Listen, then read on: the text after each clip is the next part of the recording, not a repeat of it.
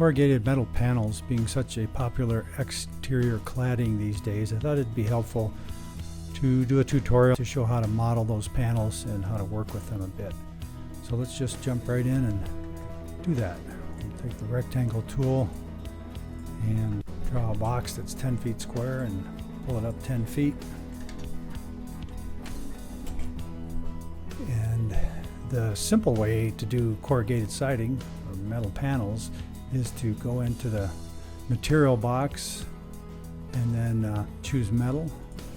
And then there's one in here that's corrugated metal that's shiny, and you can get the look of the panel. And if that's good enough for your model, then you can stop right there. If we click the texture and then right click, we get the texture options, and if we choose position, we could change the width and the orientation of the metal. This gets pretty flippy sometimes, but you can see by changing that position can make the corrugations look different, and a person could go in and edit that, make it darker, or do some changes to the metal that way. And so that's a real simple way to do it. I would imagine there's plenty of people that want to have the 3D nature of the corrugations instead of just corrugated look painted on a flat surface. So that's more important to what I want to cover in this tutorial. So I'm just going to use the back button on my mouse and get out of this. There we go, we get our 10-foot square box with nothing on it. Go ahead and make this box a group. So that's something to work with. And I'm going to just draw a box on here that's 10 foot, 24 inches to represent a corrugated metal panel. Let's just go ahead and make this a group and double click to enter that group edit mode. Now the corrugated panels, I've seen all different sorts. Some are galvanized, some are rusted metal, some are that metal that rusts. And I'm sure that the panel sizes vary from supplier to supplier, but we're gonna just draw this piece 2 feet by 10 feet. All the steps would be the same if the panels were 18 inches by 8 feet or 12 feet, whatever the dimensions are, the steps are still the same. So let's just go ahead and pull this out 6 inches so we have something to work with here. And then we'll go in and use a guideline, which I don't use a lot, but in this case it's going to work. Let's just go in 1 inch, and then let's assume a 1 inch corrugation in the metal panels. So to draw a sheet of metal, I've found a great way to do it is to draw it as a solid piece and then delete everything away except the corrugated skin. And I'm just going to grab the arc tool, go on one of these dotted lines. I'm just going to pull this over 2 inches. And then let's put a 0.5 bulge in that. It's 2 inches wide with a 0.5 bulge. And then we can copy this. I'm going to move it with the control. Just slide it over next to itself. Grab the scale tool and push this to a -1, so we have these two corrugations. I think you can see where I'm headed with this. Now I'm going to go move and control with these two identical little arcs. Slide another one over here, hit enter, and 6x enter. Yeah, that's more than enough. I guess we need 5x to get to the end of our panel. And because I made this 24 inches wide and each of those arcs is 2 inches long, they met up on the end. If you were working with a different set of numbers, if his panels were 26 inches wide or the corrugations were 1.5 inches or 3 inches, you'd use a similar process and get the same result. So now that we have a consistent wavy line, I'm going to delete these two guidelines, then take our push-pull tool, just slide this down. You can see everywhere those arcs join up, there's a line, which we're not going to want. So I'm just going to select all this, then right-click and select Smooth Soften Edges and click that Soften Coplanar so all those lines go away. That gives us a nice face. And then, because we made this a group, we can just manipulate it here. I'm just going to slide this over 2 feet and then double click the face. So that selects everything on the face, the whole corrugated metal panel. And I'm going to pivot back, hold down the Shift key and draw a box around all this. So that inverts the selection, and now when I press delete, it deletes everything but our corrugated metal panel, which is all simple enough. I'm going to do one more thing here, which will be helpful later, is to draw a line from the corner of our panel. We're going to just draw it back a 1/2 inch. You don't want that line to go anywhere else. And let's see, let's put another one of those at the other side. Just selecting that, move, control. I'm going to drag this over here, just click it right on there. Okay, now those 2 little lines are part of our group. And what that allows me to do, when I want to place this panel, if I try to pick this up and I don't get right on a tangent point, it's harder to get the panel to line up with something. But if I grab the end of that little line, I can just put it anywhere I want, because that little pencil mark helps index it. And if I want to move and copy pieces, there's always a handle to grab onto that's easy to register and index to flat faces and stuff. And now our line shows the joint between the panels. So that's pretty much the process to draw a corrugated metal panel. We just draw a box, make an arc, repeat it, and then extrude away everything except the panel face. We'll work on coloring the panels and then doing some fabricating, cutting it in the second part of this tutorial segment.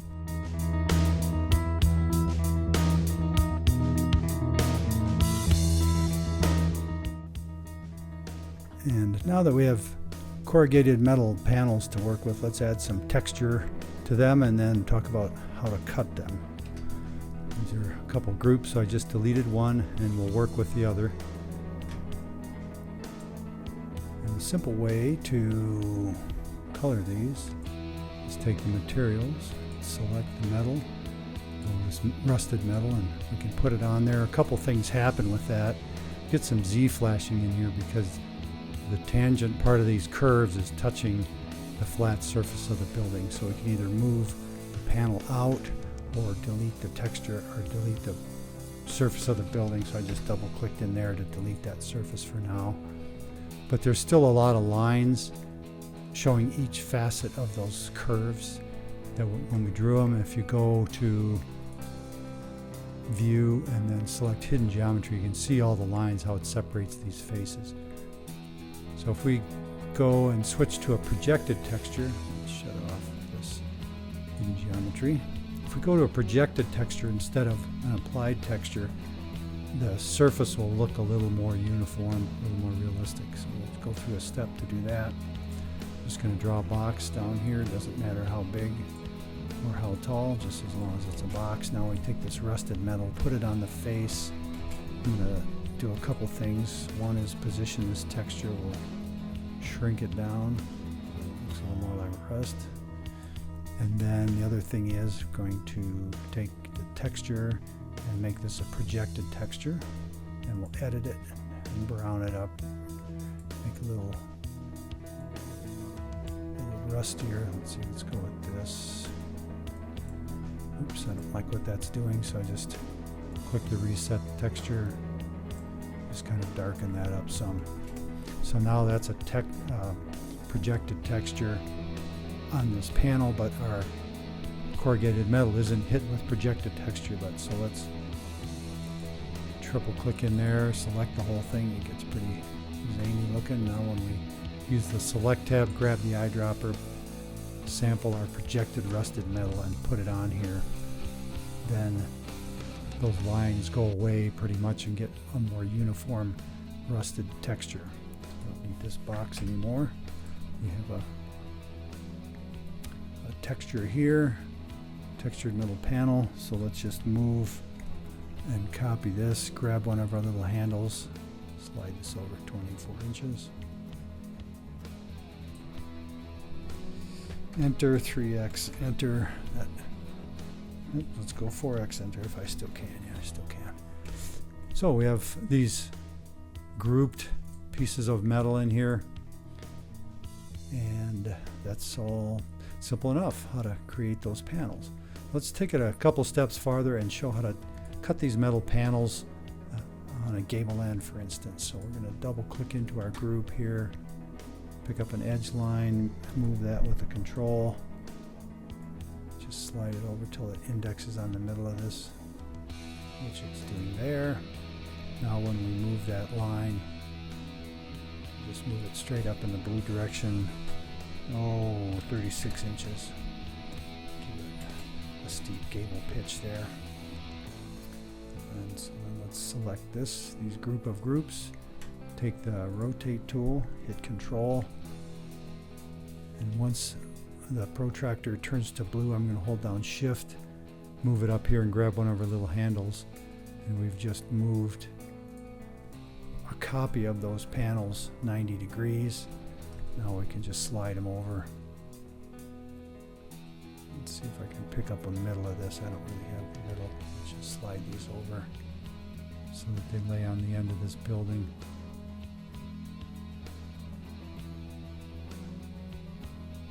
About there will be good. Go grab our little corner piece, and there it is. Now that's going to be centered up on the 10-foot building. And I'm just showing the process here. Depending on the configuration, you might not have full panels on each side. The building might not be 10 feet. It won't be modular for these panels, but the steps are still the same. Let's go into our building and do two things. One, we'll delete this end panel so that it doesn't create Z flashing. And then I'm going to double click, hold shift, and double click.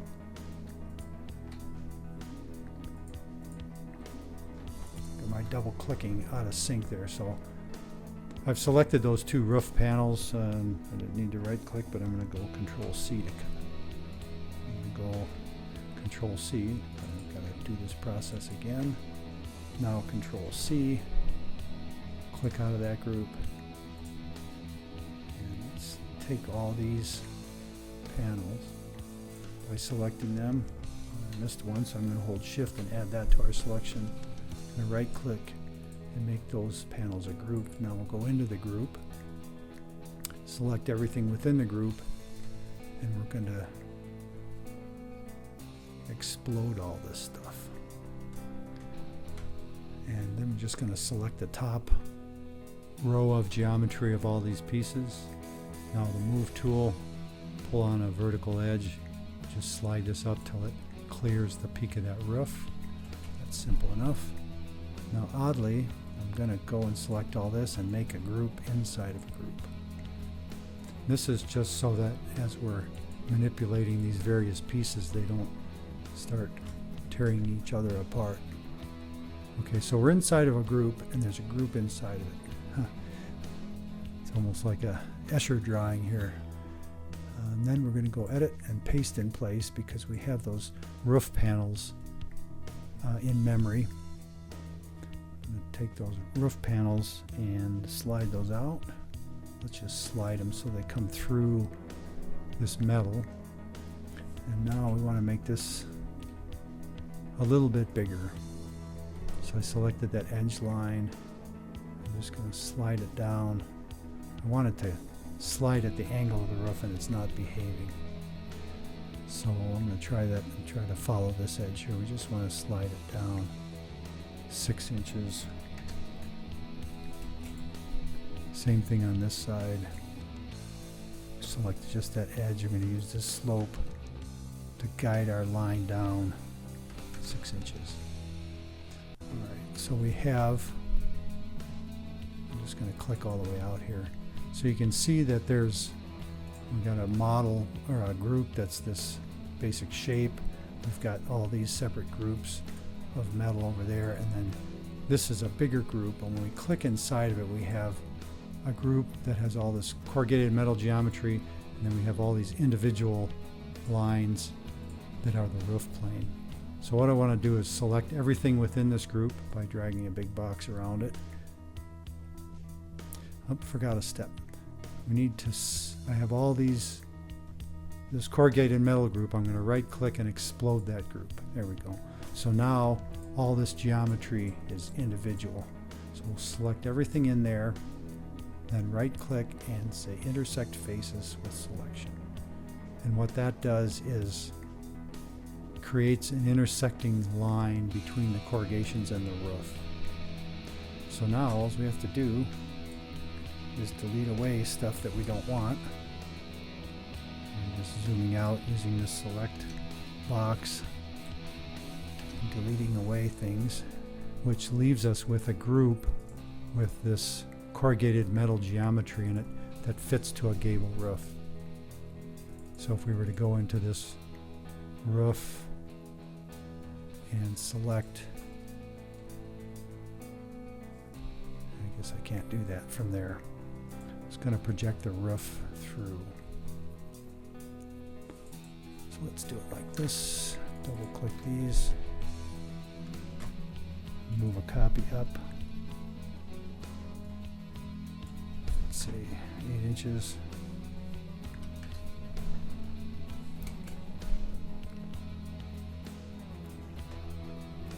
Draw a couple lines in here. And this is not the way to draw fascia typically, but we're just going to wing it here. Need to use escape to keep drawing. There we go. This is a clumsy way to do this, but it will show how, if we're pulling fascia out, then the corrugated metal would fit under the soffit of the building. And that's not how to draw fascia, it's how to show how this metal would look coming up under a soffit. The last thing I want to do in here is to cut a window opening into the metal siding. We'll do it a similar way to the roof. I'm going to go inside this group. And just on the back side of the building, I'm just going to draw, let's say 48, 36 inch window box. So I'm going to select this box. Oops, I didn't need to select it yet. I'm going to pull it out. Let's just do it like this. Let's just pull that thing all the way out this side of the building because we can. So now we have this geometry and the box. And we'll just come out here, right click, intersect faces with selection. So now the box has cut a hole through that siding. You can see this geometry in here. Delete that.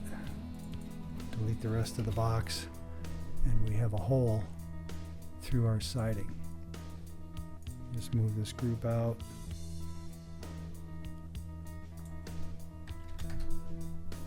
I'll go 20 feet out.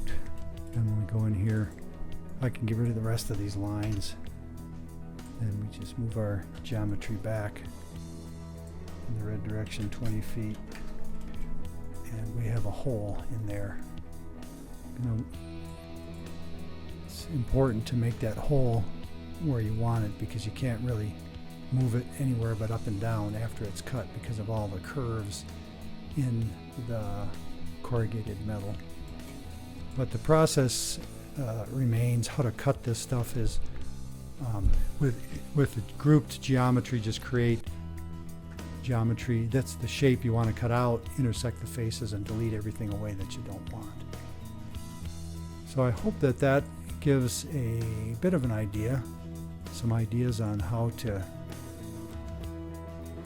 work with corrugated metal to get it to look and behave like you want it to. Helps you plan better, create models that you enjoy working with. Thanks for watching.